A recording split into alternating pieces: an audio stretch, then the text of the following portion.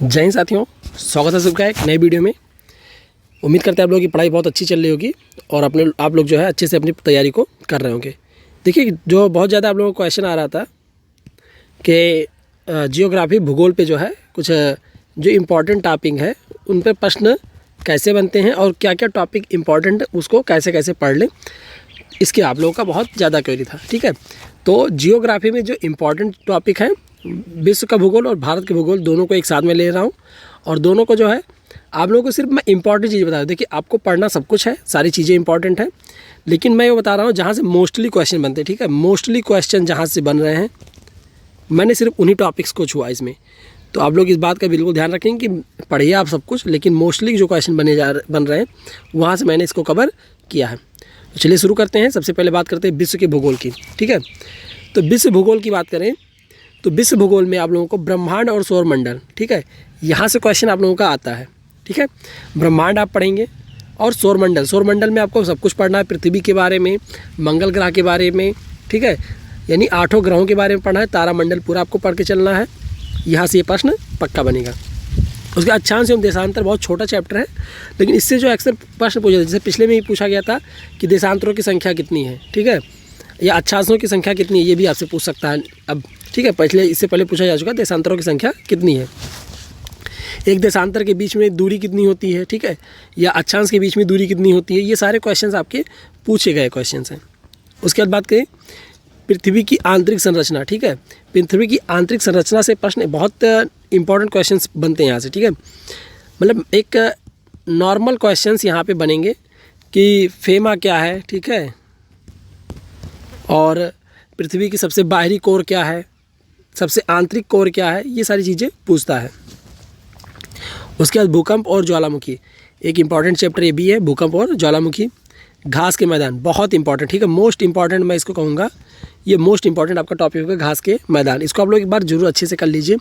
ठीक है, क्योंकि सबसे ज़्यादा गलती क्या होती है, घास के मैदान आप लोग पढ़ के नहीं जाएंगे तो क्या होता है कि उसमें गड़बड़ क्या हो जाता है कि कभी पूछ ले पंपास, ठीक है, कि पंपास घास का मैदान, ये अर्जेंटीना में कौन सा घास का मैदान पाया जाता है। अब देखिए, दोनों तरह से प्रश्न बनते हैं कि अर्जेंटीना में कौन से प्रकार के घास मैदान पाए जाएंगे, या पंपास का घास का मैदान कहाँ पे पाया जाता है। ठीक है, एशिया में किस प्रकार के घास के मैदान पाए जाते हैं, अमेरिका में किस प्रकार के पाए जाते हैं। ठीक है, तो ये आपसे प्रश्न बनता है।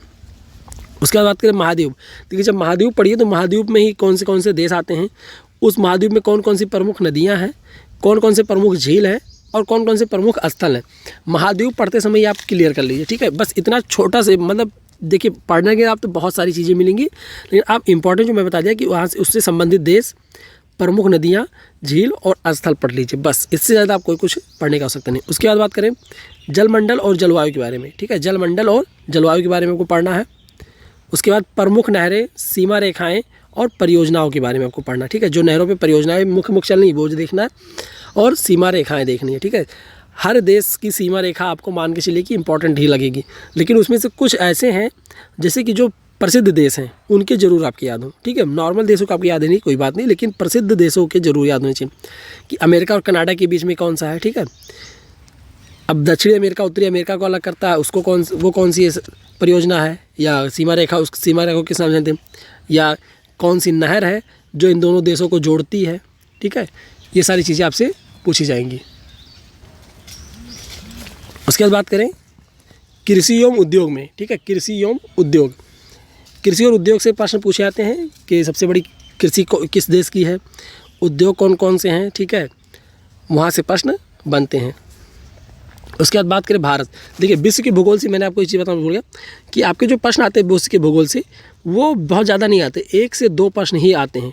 मैक्सिमम क्वेश्चन भारत के भूगोल से आता है। ठीक है, मैक्सिमम क्वेश्चन 2 प्रश्न के आसपास या 3 कभी कभी आ गया है, वो भारत के भूगोल से बनता है। ठीक है, इसके वेटेज भी ज़्यादा नहीं है, 2 से 3 प्रश्न ही है, लेकिन अक्सर देखा जाता है कि मैक्सिमम भारत के भूगोल से पूछ लिया जाता है। ठीक है, विश्व के भूगोल से कभी कभार एक या दो प्रश्न देखने को मिला है, कभी कभार इसका वेटेज कम हो, लेकिन मैक्सिमम वेटेज आपका भारत के भूगोल का है।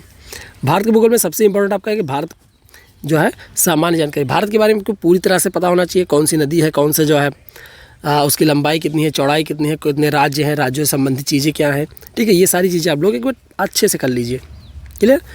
उसके बाद बात करें भौतिक स्वरूप युवा इतिहास, यानी कि जो है इसका भौतिक स्वरूप कैसा है, कौन कौन से पर्वत हैं, पर्वतों का इतिहास क्या है, जो अरावली है, ठीक है, कंचनजंगा, इन सब चीज़ों के बारे में आप लोग एक बार देख लीजिए, वहाँ से प्रश्न बनते हैं। उसके बाद अफवाह तंत्र क्या है, ये जितनी नदियाँ हैं, नदियों के बहने की दिशा, कौन सी नदियाँ कब आके कहाँ मिलती हैं, ये चीज़ आप लोग देख लीजिए। इसमें भी इंपॉर्टेंट मैं कहूँ तो आप गंगा को पढ़ के जाइएगा, ठीक है। उसके बाद जो यमुना है, और यमुना के अलावा गोमती है, ठीक है, उत्तर प्रदेश की एक विशेष नदी है।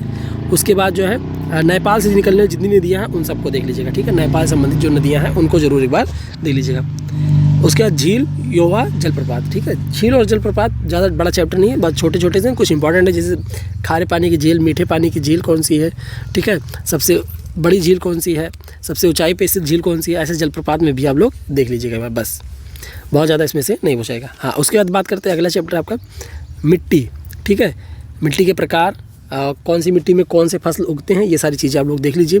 उसके बाद कृषि और पशुपालन, ठीक है। पशुपालन से प्रश्न मैंने आपको बता रखा है कि कैसे प्रश्न बनते हैं। कृषि की बात करते हैं कि कृषि में क्या है कि कृषि में आप लोग ये भी पढ़ेंगे कि रबी की फसल कब बोई जाती है, ठीक है, और कब काटी जाती है, रबी के कौन कौन से फसल हैं, जायद के कौन कौन से फसल हैं, ये एक सब आप लोग एक बार देख लीजिएगा। होते तो काफ़ी आसान प्रश्न है, परंतु ये आपसे गलत जरूर होते हैं।